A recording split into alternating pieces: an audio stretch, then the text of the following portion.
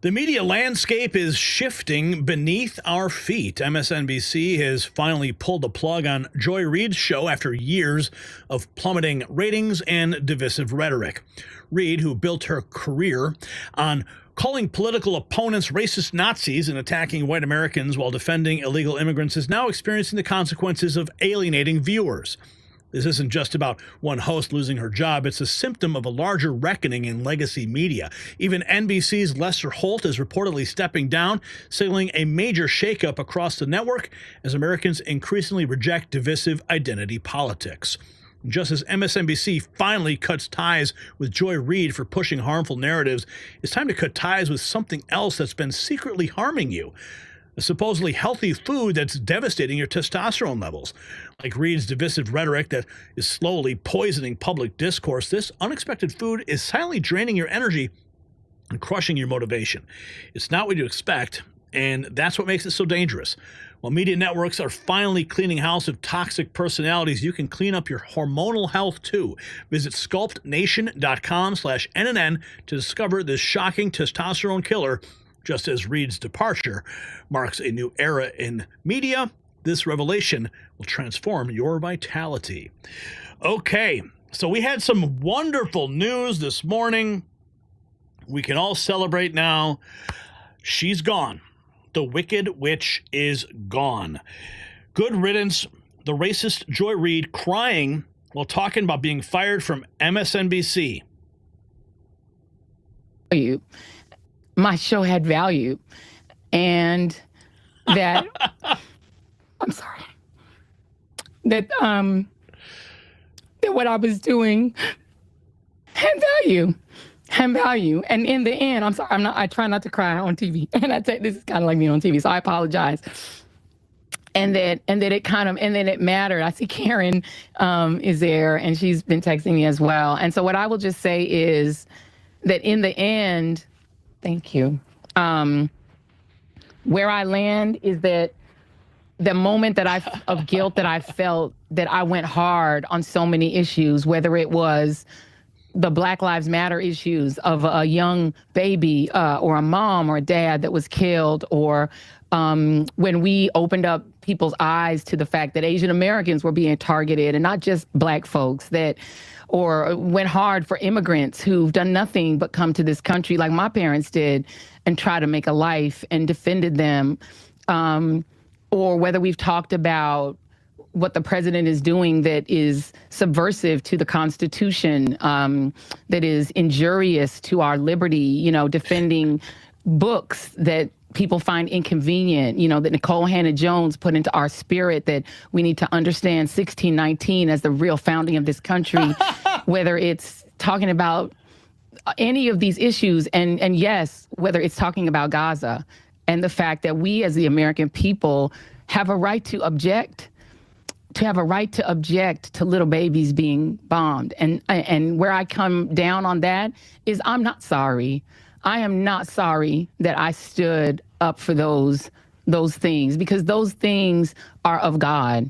And I'm a church girl too, and those are the things that I was taught were of God. And so I'm not sorry. I'm just proud of my show. My show had value, and that.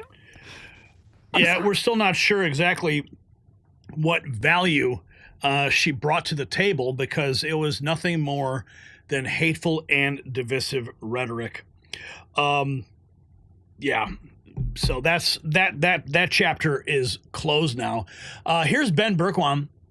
This is a video of him confronting Joy Reid and asking about her President Trump haircut.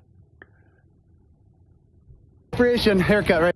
Joy, just wondering, do you think people with trunk derangement syndrome know they have it?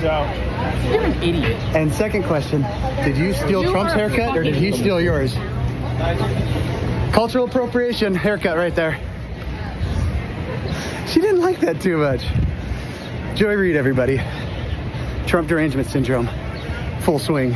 And then the team, Real America's Voice. Andrew Giuliani, we got Cassandra heading in, and my brother David Zier in the house. And you, God bless you. How you doing? Joy, just wondering, do you think people with trunk derangement syndrome know they have it? You're an idiot. And second question. apparently, following that confrontation, she went on air without a wig for days. Here's more Rob Smith. Joy Reid out at MSNBC. The biggest racist. I just got word that Joy Reid is out at MSNBC, so I'm saying goodbye to one of the biggest hacks, the biggest racists, and the biggest losers to ever disgrace a cable news set. Sayonara, Joy. Goodbye, Joy. The joy is gone at MSNBC. Oh, we've got more reaction. Here's Charlie Kirk. What is he saying here? He's saying Joy Reid, a.k.a. the race lady at MSNBC, just had her show canceled because it was unwatchable. Good riddance to the most vitriolic, lowbrow, unhinged race hustler ever allowed on national television. Oh, my goodness. Thank God she is gone. Joy Reid getting canceled is further confirmation we're dominating the information war. Citizen journalists continue to expand our reach and influence, while MSN propagandists are rapidly falling into irrelevancy. The MSN spell has lost its potency, and the people are waking up. Let's take a look at this clip. Because while I will never gaslight you, I'm not going to be out here saying that you didn't see what you saw last Thursday on that debate stage. You saw it. I saw it. Everybody who frantically texted me saw it. And there are plenty of places that you can go to hear about whether and how the Democratic candidate, not the criminal candidate, should step aside. Y'all Democrats handle that. Figure it out and let me know. Because what I know is that Donald J. Trump cannot be allowed back into the White House. Full stop, period.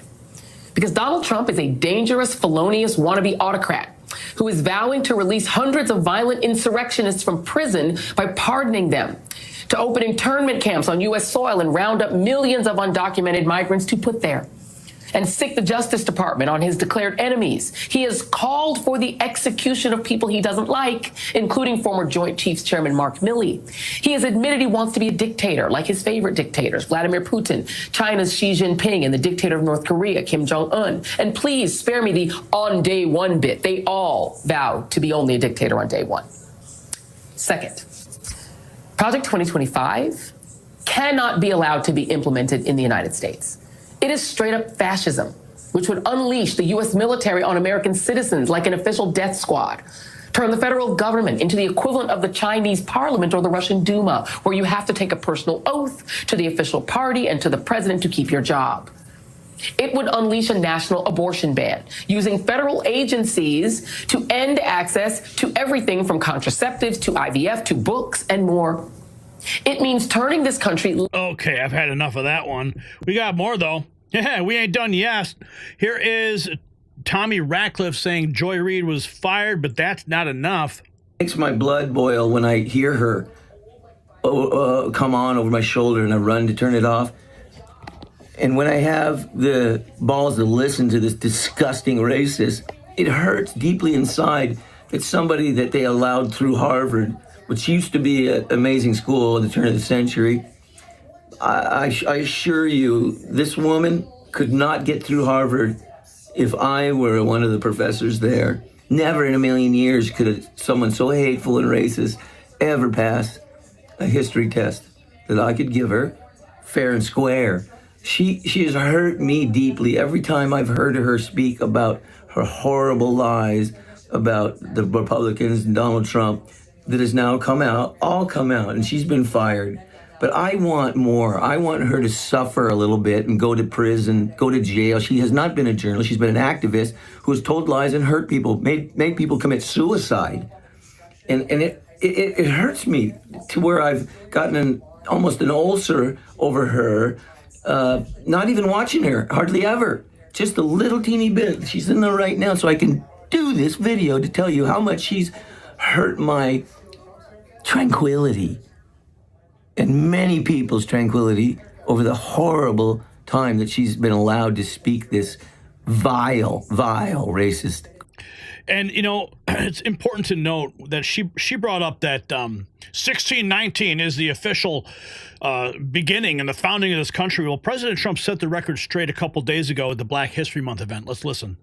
This administration tried to reduce all of American history to a single year, 1619, but under our administration, we honor the indispensable role Black Americans have always played in the immortal cause of another date, 1776. We like 1776. in the very first skirmish of the Revolutionary War at Lexington Green, an enslaved black man named Prince Estabrook. You know Prince Estabrook? Yeah.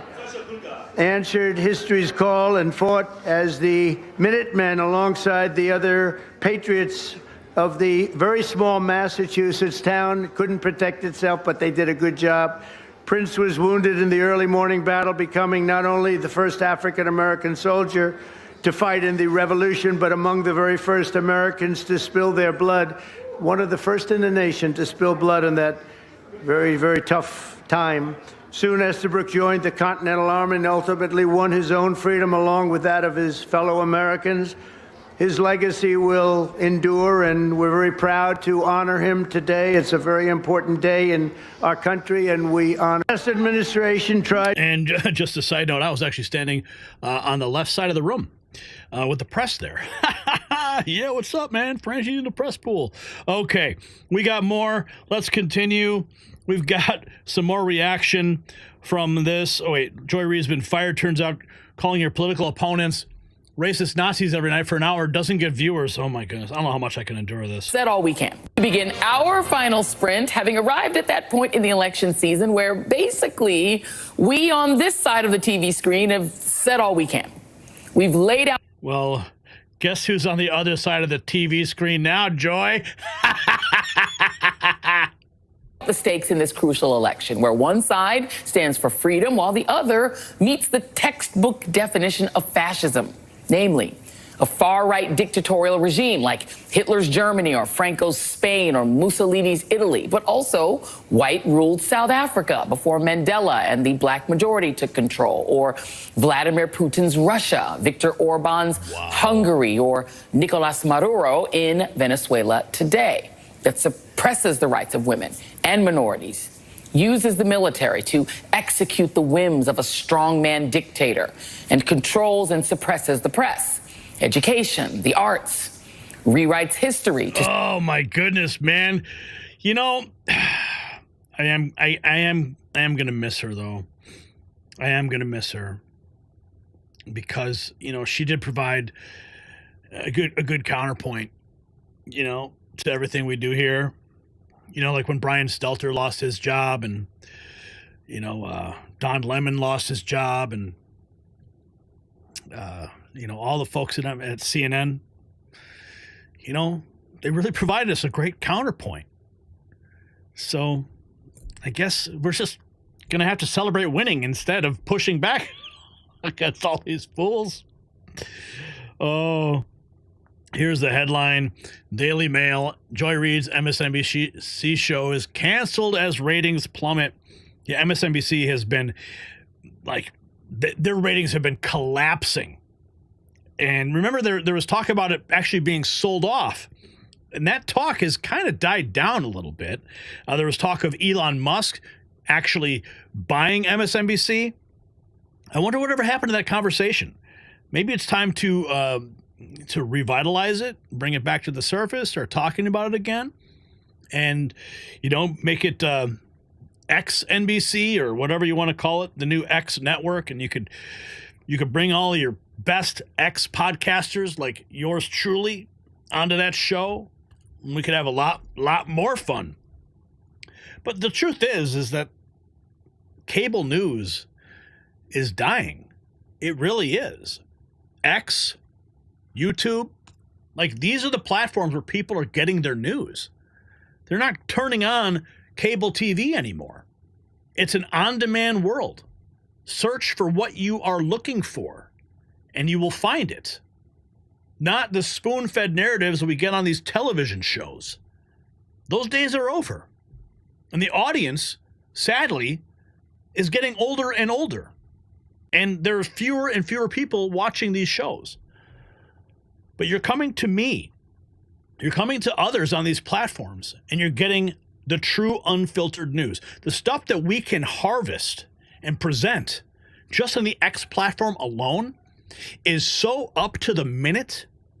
And I'll tell you, man, because of the way that we collect our news, we're getting it days before Fox or CNN or MSNBC actually even have a chance to report it. I mean, for example, when I was at the White House and I was in the East Room covering the Black History Month event, Donald Trump was up there. And David Harris Jr. goes up on stage. Trump calls him up on stage. And I recorded it right there. Like using this phone in my hand. Captured that moment. The pool reporters who were creating a wall of bodies in front of me, literally, they're on ladders blocking all of the reporters from actually having an eye line view to the president. They were blocking everybody, but I was there standing off to the side because I got in at just the right moment, standing right behind Caitlin Collins, and I had my phone up. And our associate Tom had his DJI Pocket 3 camera stuck on a stick over the press pool, getting the footage. And it was hours before that footage ever saw the light of day. But because we were there and I had my phone, I recorded that moment. I was able to clip that moment out and get it out to you faster than the pool reporters could. Because that's the world we're living in now. It's a changed media dynamic. And we're right there. We're in the White House. This is just the beginning, folks. This is only the beginning of amazing things that are about to happen. Oh my God. I'm so blessed to be able to have this opportunity to present this. But the MSN destruction, like I said here, it's dying suddenly. But I watch this MSN. Here's President Trump at CPAC. I watch this MSNBC, which is a threat to democracy, actually. They're stone cold mean, but they're stuttering. They're all screwed up. They're all mentally screwed up. They don't know what. Their ratings have gone down the tubes. I don't even talk about CNN. CNN's sort of like, I don't know, they're pathetic, actually. But MSNBC was mean. Their ratings are absolutely down. There's Rachel Maddow. What does she have? She's got nothing. Nothing. She took a sabbatical where she worked one day a week. They paid her a lot of money. She gets no ratings. I should go against her in the ratings because I'll tell you, she gets no ratings. All she does is to talk about Trump, Trump, Trump, Trump, Trump. All different subjects. Trump this, Trump that. But these people are really, I mean, they lie. I watch this MSNBC. Yeah, it's over with. And then we got this, another NBC anchor gets cut. Lester Holt, Real America's Voice. Here is Steve Bannon talking about this. And having breaking news right now, just across the wire, Lester Holt is out as the anchor at NBC News. If you think of it, with Stephanopoulos getting crushed on the Trump lawsuit and having effectively no role at ABC News right now, you've got David Muir at ABC being completely humiliated by the horrible performance he had in the debate. You've got the changeover at CBS News, and CBS is now in a free fall. As bad as they were, they're in a free fall. And now Lester Holt at NBC. All the mainstream media, CNN, disaster. MSNBC changed their line. President Trump, the mainstream media that lorded it over us for so long, is collapsing before your eyes. Collapsing. This is not an orderly rethinking of their business model. This is a total and complete collapse. Collapse. It's actually shocking. It's actually shocking. It's almost the blunt force trauma that Elon is causing. The administrative state is just you look at what's happening on mainstream media. It's incredible. It is collapsing in real time. Here is Thomas Hearn, MSNBC's legal analyst, leaves far-left panel on the verge of tears after informing them Trump is not really losing legal battles. Listen to this. Trump over the weekend, I read all ththese headlines, and the headlines were like, Trump suffers legal blows. Another one was Trump get hit with unexpected loss. Here was one, major DEI legal setback. And I think the concern I have is that people watching those headlines, especially people who don't like Trump, are going to think Trump is getting his butt kicked. And then when he wins invariably, he's going to win some of these cases. They're going to say, well, what happened to all the butt kicking, right? Yeah. And here's why.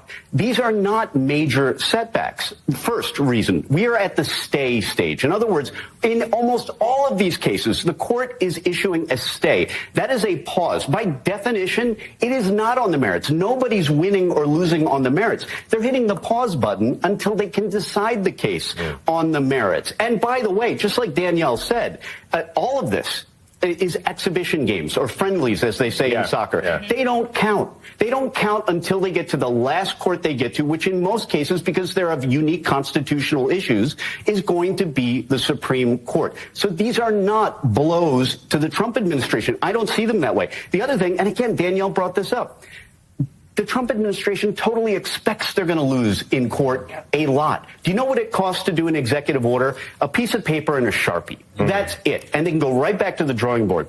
One of these courts said, hey, the language was too vague. You know what that tells them? Just go draft another one. It's not like legislation where you need a bunch of people to agree on something. It is a pen and a piece of paper, and that's it. And here's the other thing. You could look at this as the headlines say, Trump losing here and there in court. Here's the way I see it. I'll give you an example. The Ninth Circuit on the the birthright citizenship issue.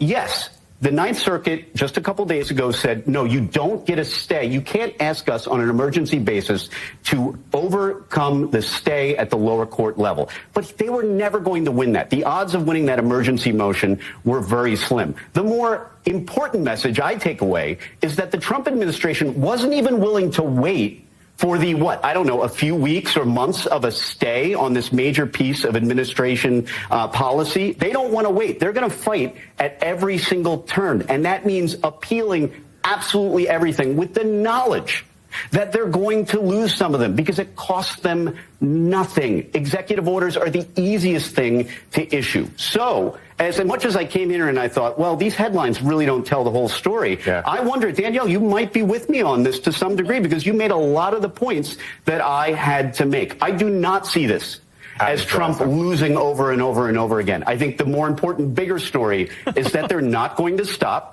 And they're going to keep fighting it every turn, and they are going to win some of these. The bigger story here is that all those headlines are fake news, and they all just got called out to their face. Lester Holt stepping down as NBC nightly news anchor, and the media meltdown continues, and we are here for it. So what we're witnessing is a paradigm shift in media. For decades, networks like MSNBC operated under the assumption they could push increasingly radical narratives without consequence. But the American people have spoken with the remotes, and the message is clear. They want news, not propaganda. They want facts, not race-based fear-mongering. Is this the beginning of a larger collapse of legacy media? Will other networks follow MSNBC's lead and start purging their most divisive personalities? Or will they double down on the very rhetoric causing viewers to flee?